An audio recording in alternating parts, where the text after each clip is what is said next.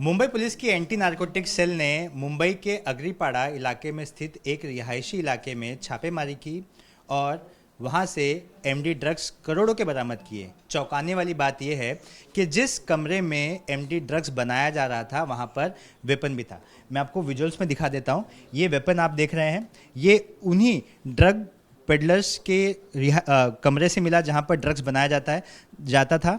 आपको विजुअल्स में और दिख रहा होगा, जो मटेरियल्स दिखाई दे रहे हैं, इन्हीं मटेरियल का इस्तेमाल कर ड्रग्स बनाया जाता था। करोड़ों के ड्रग्स मिले हैं।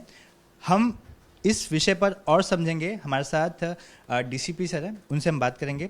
सर, काफ़ी बड़ी कार्रवाई है। सबसे चौंकाने वाली बात यह है कि अब तक कई फैक्ट्री बस्ट की है पुलिस ने, लेकिन ऐसा वेपन कहीं नहीं मिला।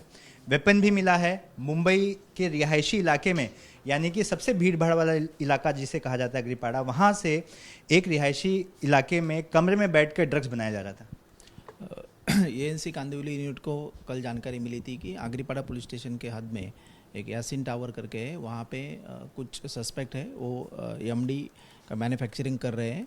उसी के तहत एक टीम तैयार की और वहाँ पे वो जहाँ पे रह रहे हैं वहाँ पे रेड की। तो वहाँ पे रेड करने के बाद हमारे टीम को वहाँ से 3 सस्पेक्ट मिले और पूरा फ्लैट सर्च करने के बाद वहाँ पे सब एमडी जो बनाने के मेथाडोन बनाने के जो इक्विपमेंट्स है, रॉ मटेरियल है, सब, हाँ, वो सब जो रॉ मटेरियल है वो सब मिले हैं, वो सीज़ किए गए हैं। वहाँ पे कुल मिला के 14 किलो मेथाडोन सीज़ किया गया है।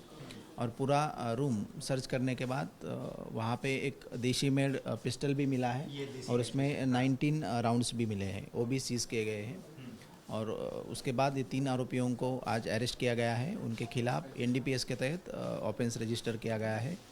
आज जो 3 आरोपियों को आज माननीय कोर्ट में पेश किया गया, उनको 3 जून तक पुलिस कस्टडी दी गई है। सर, तीनों आरोपियों की अगर मैं भूमिका जानना चाहूँ, जो इतनी बड़ी खेप लेकर मुंबई में बैठे थे, बना रहे थे, मैन्युफैक्चर कर रहे थे, बेचना भी था, इसकी कीमत लगभग 50 करोड़ के आसपास आंकी गई है। इतनी बड़े स्केल पर एमडी बनाना, वही अभी हम इन्वेस्टिगेशन कर रहे हैं कि एक्चुअली ये कब से वहाँ पे रह रहे थे, वो फ्लैट के ओनर कौन है और वहाँ पे वो कब से उन्होंने ये मैन्युफैक्चरिंग लैब शुरू की है और उनका मोडस कैसा था, वो अभी सब हम इन्वेस्टिगेशन में सब बातें क्लियर हो गई। सर अगर समझना चाहूँ, इस तरह के वेपन कहाँ से लाए जाते हैं मुंबई में? और जो ये केमिकल हैं, केमिकल प्रोक्योर करने के लिए किसी केमिस्ट के पास जाना पड़े, तो क्या ये सारी चीज़ें ईजी अवेलेबल हैं? नहीं, इसमें से कुछ केमिकल्स है, उनको प्रॉपर लाइसेंस की ज़रूरत है। वही भी हम इन्वेस्टिगेशन कर रहे हैं कि इनके पास ये केमिकल कैसे आए, कहाँ से उन्होंने वो प्रोक्योर किए हैं, वो भी हम इन्वेस्टिगेशन करेंगे उसका। सर वेपन देखकर एक ये होता है कि कहीं किसी गैंग से तो कनेक्टेड नहीं थे, या सिर्फ ड्रग्स में ही डील करते थे? अगर सिर्फ ड्रग्स में डील करना था तो वेपन कहाँ से आ गया?